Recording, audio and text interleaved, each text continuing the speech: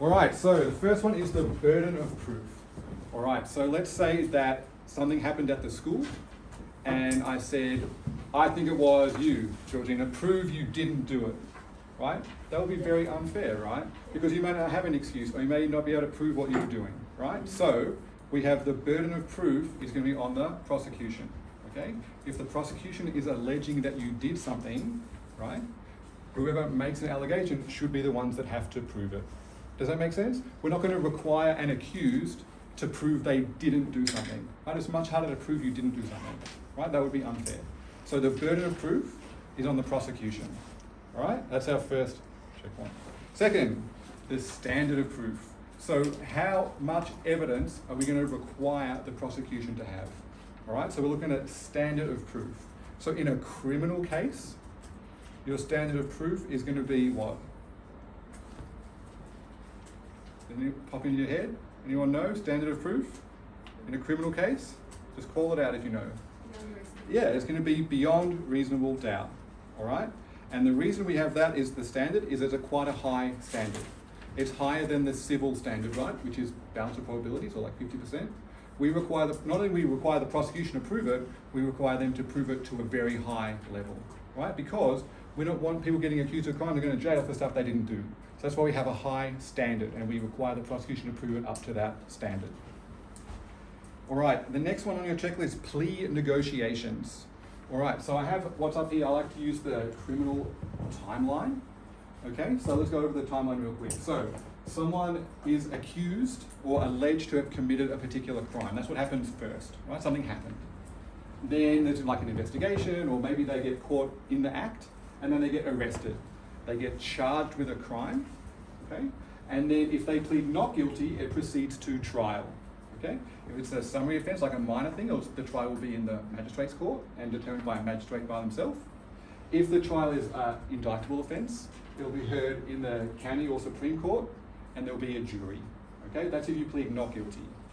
If you plead guilty, we skip over the trial. So if you plead guilty, we can skip that and we go straight to sentencing, right? Sentencing is done by the judge or by the magistrate if it's a summary offence.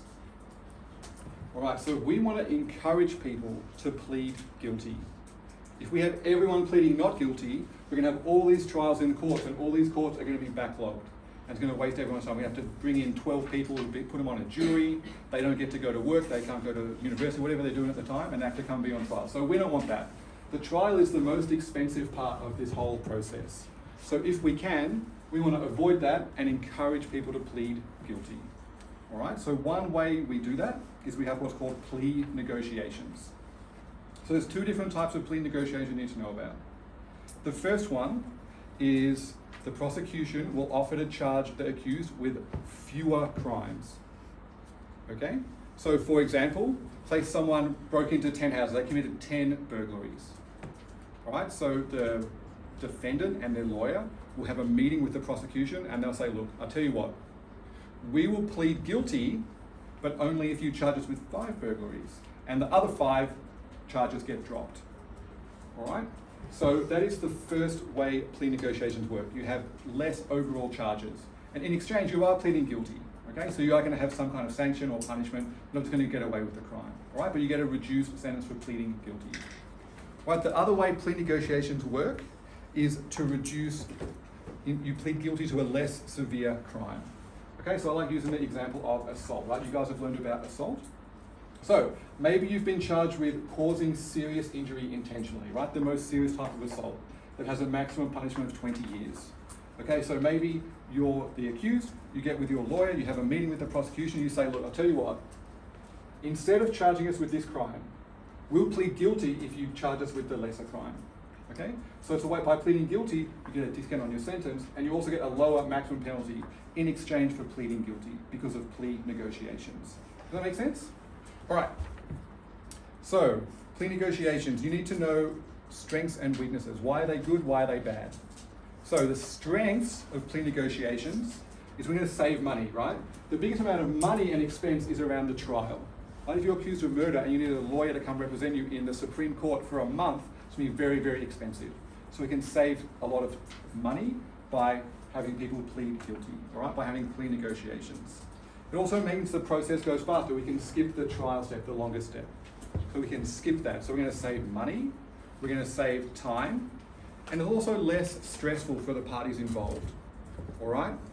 So instead of having witnesses have to come to court and recount what terrible things happened to them, they don't have to do that. We can skip over all of that stress. So that's a benefit of plea negotiations, is reduce stress for any witnesses or any victims that are there. All right? Weaknesses or problems with plea negotiations, maybe someone should have done the maximum. Maybe they committed this crime. We shouldn't be letting them get away with getting a shorter sentence, all right? So plea negotiation can be criticised for letting someone get away with a lower sentence than what they should be getting, all right? Sometimes accused can also feel pressured to plead guilty, right? We have the presumption of innocence. We should be treating them as if they are innocent. We shouldn't be pressuring them to plead guilty and like trying to dangle this carrot of a lower sentence if they plead guilty. And the last weakness of plea negotiations is they're done in secret. Right? If there's a trial, it's done in open court, and everyone can see it. It's like a transcript. Everyone can look up line exactly what was said. Whereas plea negotiations is done secretly. The prosecution and the accused and their lawyers have a secret meeting. It's not recorded. There's no accountability. It's not open. All right. So there's some strengths and weaknesses for you of plea negotiations. All right. So pick your favorite one. Maybe learn one strength and one weakness. Right. Be able to explain why that's a strength or why that's a weakness. All right, that was a little bit of a longer one. Moving on to the next point on the checklist, which is bail. So, because we have the presumption of innocence, we don't want to lock up people that are innocent, right?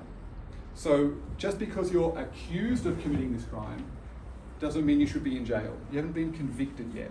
So, the presumption is most people will get released on bail. So, after you've been arrested and charged, you get bail, which means you can go home. And then you have to come back to court for your trial or for your sentencing if you're pleading guilty. All right? The exception is if you're like a threat to society. So if you're like a murderer, if you murdered someone, the presumption is you will not get bail. And so you guys did the Rostevsky case. So his case was weird because he did all that shenanigans of like secretly hiding the body and not telling anyone. So there was a very big gap here between when the crime was committed and when he was arrested, so this period was long. But then as soon as he was charged, he was denied bail. So he started being in prison from here in the timeline. Okay? So bail is about getting released before you get convicted, right? If the jury find you guilty, then you will not be released on bail, right? Your bail is ended by that point. Okay? I need you to know the difference between bail and parole. So parole happens at the very end of your prison sentence. So if you plead guilty or you get found guilty by the jury and you go to jail, you get sentenced to a term of imprisonment. If you're on good behaviour in jail, you can get released early, and that's called parole. Okay, and you may have seen it in some of the judgments where someone might be sentenced to 14 years in prison with a non-parole period of 10 years. So then after 10 years, if they've been on good behaviour, they're allowed to be released. So bail is released during or before the trial, whereas parole is getting released after you've served the majority of your prison sentence. Okay? All right, we need to know the difference between summary and indictable offences. All right, so the difference is how serious the crime is, okay? So summary offences is going to be your minor crime, right? Like a speeding fine. I was driving 64 in a 60 zone, right? That's a summary offence. And so your summary offences, your minor offences, are going to be held in the lowest court, so in the magistrate's court, okay? On the other end of the spectrum is our indictable offences, our serious offences. So the most serious indictable offence would be murder, right? So murder is going to be held in the Supreme Court, okay? In between, we have indictable offences, triable, summarily. You don't really need to know about that in year 10. I just wanted to flag that that's coming in year 11 if you want to do legal studies. But this is stuff like I committed an indictable offence, like I stole a loaf of bread. I stole something that's worth $2. So yes, it's an indictable offence, and I have a right to be heard in the county court and have a jury decide my fate, but that's very expensive. So most people say, I'll tell you what, we'll just decide it, have a magistrate decide it. And that way we save time and we save money by doing that. All right? We've learned about eyewitness testimony. So that's where someone comes to court to give evidence about what they saw happen. Right? What happened when this crime was committed? I saw the accused drive away in a green car, for example. Right? They're saying what they saw. And eyewitness testimony is notoriously bad or inconclusive or wrong. Okay, because you might get different witnesses. A different witness might say, oh, I saw him drive off in a blue car. All right, and so it's up to the jury have to weigh all these different witnesses competing things, competing evidence. All right? Right, our memories are flawed, right? It's hard to remember things, especially if the alleged crime happened and then the timeline, before we get to trial and we're giving evidence, it might be like 2 or 3 years later. And it's hard to remember, oh, I saw this exact person and what they did at the time, they robbed a bank or they ran out somewhere. It's hard to remember like someone's face when you only saw them for like 2 seconds 3 years ago. Right? So eyewitness testimony is like, can be flawed or can be wrong. It's the biggest reason why people get sent to jail for a crime they didn't commit, is because an eyewitness got it wrong. And sometimes later on, after they've been convicted, extra evidence will come up that exonerates them or shows they were not, that eyewitness testimony was wrong. Right? So I just want you guys to know that eyewitness testimony is often wrong. Okay? Forensic evidence. So we did that with the Paul Denyer case. Remember how one of his victims like took a big chunk of skin out of his finger and that was found at the scene of the crime? Right, that's like evidence. So something found at the scene of the crime that can be used in the trial as evidence. All right? Other examples of forensic evidence, also in the Paul Denyer case, was the wire cutters. Remember he had the pliers he used to like cut the fence? And they went to his house, they found the pliers and they used it to cut the same wire. And then they looked at it under a microscope and they could say that they were the same pliers that had been used. Right? Other examples of forensic evidence could be stuff like DNA, or fingerprints, or blood tests, or like ballistics. So like a gun expert, like looking at like gunpowder or the directions of bullets and that kind of stuff. So it's about using like science to prove a crime, all right? And we can admit that into evidence. It can be much more reliable than eyewitness testimony, okay? Using like scientific evidence. All right, we've talked a little bit about the presumption of innocence already, but basically until someone is found guilty or pleads guilty, back here, this is all presumption of innocence. We presume that the accused didn't commit the crime. That's their right, okay? Until they get found guilty. Then after then, it doesn't apply anymore, right? Because they've been found guilty. But before then, it's very important that we uphold the presumption of innocence. The way we do that is by having bail. So we allow them out because they haven't been convicted yet. We don't want to lock up someone that's innocent. The other way that we uphold the presumption of innocence is by having that burden of proof be on the prosecution and by holding the prosecution to a high standard, right? So that also helps to uphold the presumption of innocence. All right, juries and majority verdicts. Do you guys remember the Lorraine Nicholson case where she was charged with culpable driving causing death when she killed those 4 grandmothers? Right, so the jury in that case, right, there's 12 people on the jury, they found her not guilty of culpable driving causing death. Okay, so that's done. She can't be charged with that again. There's no double jeopardy. She's not guilty of that crime. But then she was also charged with the lesser crime of dangerous driving causing death. And for that, the jury couldn't decide. Right, there's 12 people on a jury. How many people on the jury need to agree to have a majority verdict? Does anyone know? How many out of 12? Would it be anything over 7? Okay, good guess, right? So normally you'd think, oh, majority rules, right? If it's more than 6, right? 6 out of 12 would be half, so 7 out of 12 should be majority rules. That's not how it works in the criminal justice system, right? We want to uphold the presumption of innocence. Okay, we want to make sure they're definitely guilty. We want all of the jury to agree. So it used to be you needed 12 out of 12, 100% majority. Every single jury had to agree. But then too many people were getting away with crimes, so they changed it a little bit. And they need a majority of 11. So you can have one person on the jury that doesn't agree, but other than that, you need 11 out of 12 to have what's called a majority verdict, all right, to find someone guilty or not guilty. In the Lorraine Nicholson case, they couldn't get to 11 out of 12. Wow. So they couldn't get to it. So what happened then was, it's called a hung jury. They couldn't agree. So they had to have a new trial. So they discharge the jury, they get 12 new people, they go through the whole trial, all this, all over again, all this time, all this money, all over again, with a new jury. Okay? I think in that case she ended up pleading guilty, so they skipped the second trial. But that was what was going to happen next, because there was a hung jury in that case. All right, and then there's just one of the defenses that I want you to know for the test, and that's self-defense. Okay? So you can raise self-defense as a defense to an assault, okay? So like, yes, I punched him and I hurt him, right? He suffered an injury, but I was acting in self-defense, okay? And if you raise that, if you're successful at raising self-defense, the accused walks free, okay? There's no penalty, there's no conviction. It's like they're found innocent because they were defending themselves. So that's why defendants like to try and use self-defense, because it's a complete defense to the crime, okay? You may have done the case study with the chef, where there was a drunk customer came and like was aggressive with the chef, and the chef responded and stabbed him with a knife. And so the chef said, oh, I was acting in self-defense. But any self-defense has to be with the same kind of weapon that you were attacked with or less. So because he came in without a knife and the chef had a knife, he was not able to raise self-defense in that case. So just as an example. All right, so that's the first section, the justice system in Victoria. Let's have a look at some specific crimes now. So the first one is public order offences. So on this scale of like minor crimes up to serious crimes, all of our public order offences are going to be down this end. They're going to be summary offences. So it's going to be stuff like littering, right? If you like drop some rubbish in front of a police officer, they could give you like they could charge you with a summary offence, which is a public order offence, okay? Other examples of public order offences like graffiti, okay? Or disorderly conduct, or like offensive behaviour. So if you were waving like a poster and it had like swear words on it, that kind of stuff. So that's going to be minor stuff. It's going to be a summary offence, as we heard in the magistrate's court. Moving up from there, we learned about assault. So I have the different assaults here on the board. We've already talked about that. But the difference between the more serious assaults is the amount of injury caused.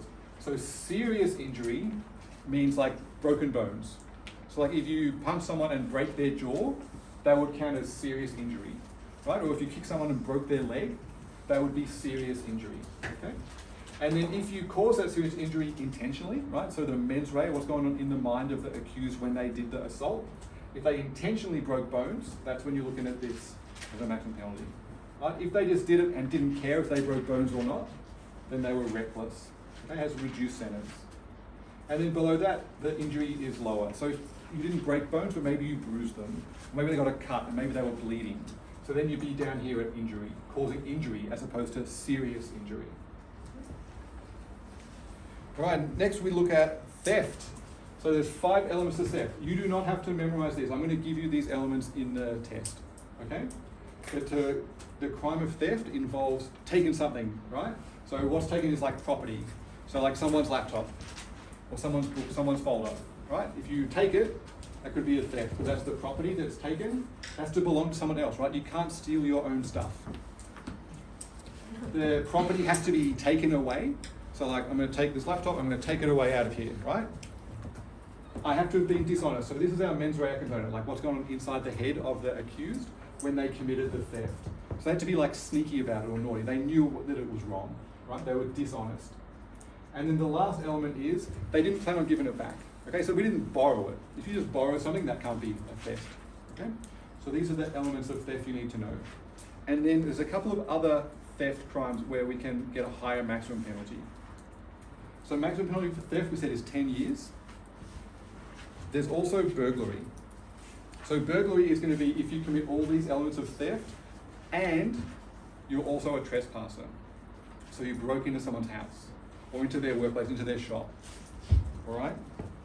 Or their tent even, like if someone's camping and you go into their tent and steal something out of it, that would be burglary, okay? Even if someone left their window open of their house and you just put your arm in the window and take something out, that would be enough to be a trespass and a burglary, okay? So a burglary is a combination of theft plus trespass, all right? And then one level up from that is aggravated burglary. So you get to aggravated burglary. There's 2 different ways to get up to aggravated burglary. The first one is if you take a weapon. So back when I was in year 10, I did work experience at a law firm, and one of the lawyers there volunteered his time. He worked for legal aid. So on every Friday, he went and provided free legal advice to people that have been accused of crimes up here at the Ringwood Magistrates Court. And I always remember one of the crimes someone was accused of was they came to a school. So this is like before like DVD players and stuff. This was like video players. And this accused had just moved into a new house, but they didn't have any video players. So they thought, aha, I'll go to the school and I'll steal one, right? But here's what they did. Obviously that's wrong. Here's what they did that got it escalated. Is the school is locked, right? So they're like, how am I going to break into this school?